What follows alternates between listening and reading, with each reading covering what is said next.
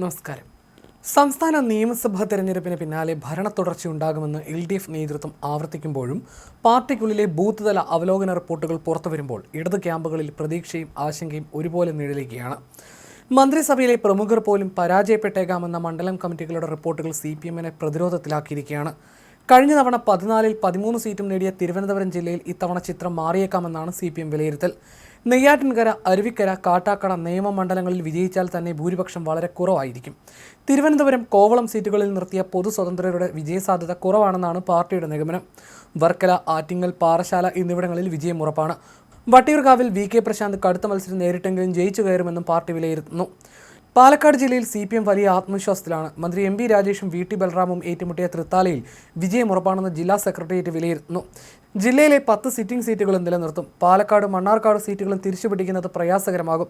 പാലക്കാട് മണ്ഡലത്തിൽ NMR റസാഖ് രണ്ടാമതെത്തുമെന്നാണ് കണക്കൂട്ടൽ. കോങ്ങാട് BJP കോൺഗ്രസിനെയും മലമ്പുഴയിൽ കോൺഗ്രസ് BJPയും സഹായിച്ചതായി പാർട്ടി ആരോപിക്കുന്നുണ്ടെങ്കിലും ഈ സീറ്റുകൾ നിലനിർത്താമെന്ന് നേതൃത്വം വിശ്വസിക്കുന്നു. മലപ്പുറം ജില്ലയിലെ റിപ്പോർട്ടുകൾ CPM-ന് ഒട്ടും ശുഭകരമല്ല.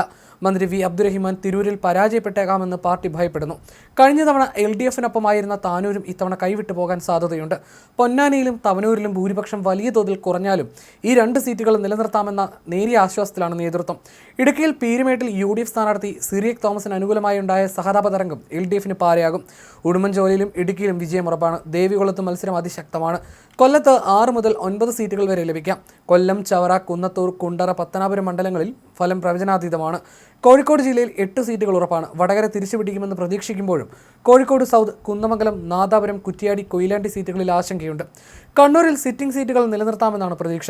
കാസർഗോഡ് ജില്ലയിൽ തൃക്കരിപ്പൂരിൽ ന്യൂനപക്ഷ ഏകീകരണം ഗുണകരമാകുമെന്ന് കരുതുമ്പോഴും ഉദുമയിൽ 1500 വോട്ടുകൾക്ക് പിന്നിലാണെന്ന റിപ്പോർട്ടുകൾ പാർട്ടിയെ അസ്വസ്ഥമാക്കുന്നുണ്ട്. അതേസമയം കേരളത്തിൽ പുതിയൊരു തെരഞ്ഞെടുപ്പ് ചരിത്രം കുറിക്കപ്പെടുമെന്ന ഉറച്ച ആത്മവിശ്വാസമാണ് CPM general secretary MA baby പ്രകടിപ്പിച്ചത്. തെരഞ്ഞെടുപ്പ് പ്രചാരണത്തിൽ മുഖ്യമന്ത്രിയുടെ മുഖം മാത്രം ഉയർത്തിക്കാട്ടുന്നുവെന്ന പ്രതിപക്ഷ വിമർശനത്തിനും MA ബേബി മറുപടി നൽകി. LDF സർക്കാരിന്റെ ഭരണ നേട്ടങ്ങൾ ജനങ്ങളിൽ എത്തിക്കുമ്പോൾ ആ സർക്കാരിനെ നയിച്ച വ്യക്തിയെക്കുറിച്ച് പറയുക എന്നത് സ്വാഭാവികമാണ്. സ്ഥാനാർത്ഥികളുടെ ചിത്രങ്ങളുമായി താരതമ്യം ചെയ്താൽ മുഖ്യമന്ത്രിയുടെ പടം കുറവാണെന്ന് കാണാം. ഇതിൽ പ്രതിപക്ഷം അസൂയപ്പെട്ടിട്ട് കാര്യമില്ല എന്നായിരുന്നു അദ്ദേഹത്തിന്റെ വാക്കുകൾ. ജനങ്ങൾക്ക്, പ്രത്യേകിച്ച് സ്ത്രീകൾക്ക് മുഖ്യമന്ത്രിയോടുള്ളത് വലിയ സ്നേഹവായ്പാണ്. അത് വോട്ടായി മാറുമെന്നും അദ്ദേഹം പ്രത്യാശ പ്രകടിപ്പിച്ചു.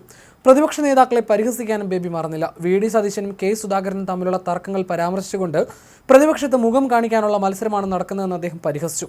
ഇടതുപക്ഷത്ത് ഒരു കൂട്ടായ നേതൃത്വമാണുള്ളത്. എന്നാൽ പ്രതിപക്ഷത്ത് ഓരോരുത്തരും തങ്ങളുടെ മുഖം മാത്രം മതിയെന്ന വാശിയിലാണ്. രമേശ് ചെന്നിത്തലയുടെ പ്രസ്താവനകൾ കേവലം തമാശയായി മാത്രമേ കാണാൻ കഴിയൂ എന്നും അദ്ദേഹം പറഞ്ഞു. സർക്കാരിനെതിരെ ഭരണവിരുദ്ധ വികാരം ഒരിടത്തുമില്ലെന്ന് MA ബേബി അവകാശപ്പെടുന്നു. ജനങ്ങളുടെ നിത്യജീവിതവുമായി ബന്ധപ്പെട്ട എല്ലാ മേഖലകളിലും ഇടപെട്ട സർക്കാരാണിത്. പിന്നെന്തിന് ജനങ്ങൾ എതിർക്കണം? എല്ലാ വിഭാഗങ്ങളെയും ഒരുപോലെ കാണുന്ന സർക്കാരിനെതിരെ ന്യൂനപക്ഷ വികാരമില്ല.